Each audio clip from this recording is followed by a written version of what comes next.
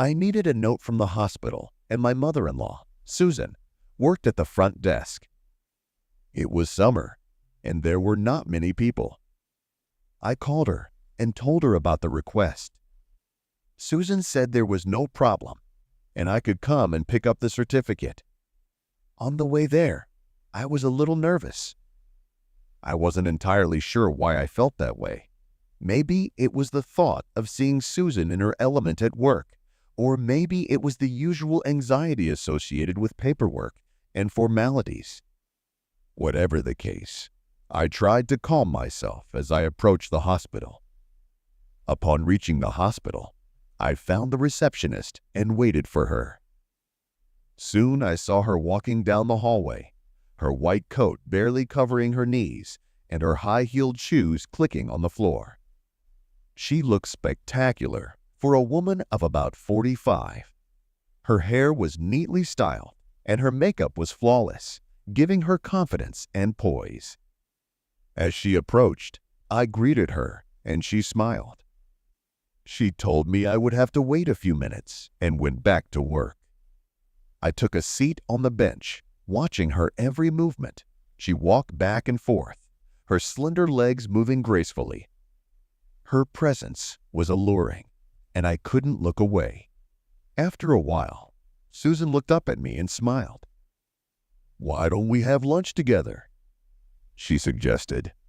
I nodded, and she led me down a long hallway. As we walked, my eyes couldn't help but follow the lines of her legs. My wife, Anna, usually walked in sneakers, but here, Susan had on high heels and walked with confidence. There was something tantalizing about the way she moved. The click of her heels echoed in the empty hallway, and her coat rippled with each step. I felt a mixture of admiration and guilt, knowing I shouldn't look at her like that, but unable to stop myself. She led me into a small staff room, pointing to an electric kettle and several shelves littered with documents. The room was cozy, with a small table and a couple of chairs. She pulled out a couple of sandwiches and poured tea into 2 mugs. As we sat at the table, I could barely focus on anything else but her closeness. Her hands, with their long, brightly colored nails, mesmerized me. She carelessly ran a finger along my cheek, and I flinched in surprise.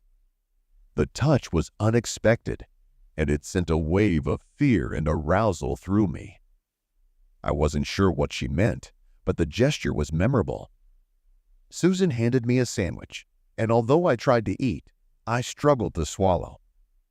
She sat down across from me, crossing one leg over the other, and caught my gaze. She smiled understandingly, her eyes sparkling as she watched me try to concentrate. "You're awfully quiet," she said, her voice teasing. I tried to brush it off, but my heart raced. Then, without thinking, I reached out and touched her knee. She didn't pull away, just stared at me in anticipation. The expression on her face was calm, almost expectant, and it made me even more nervous. My hand trembled as I stroked her knee. She smiled again and encouraged me. "Go ahead if you want to." She took off one shoe and placed her foot on my knee. It was a bold move, and I found myself seizing the moment. The warmth of her skin against mine was intoxicating, and I felt a rush of desire I hadn't felt in a very long time. It was as if time had stopped, and all that mattered was the connection between us.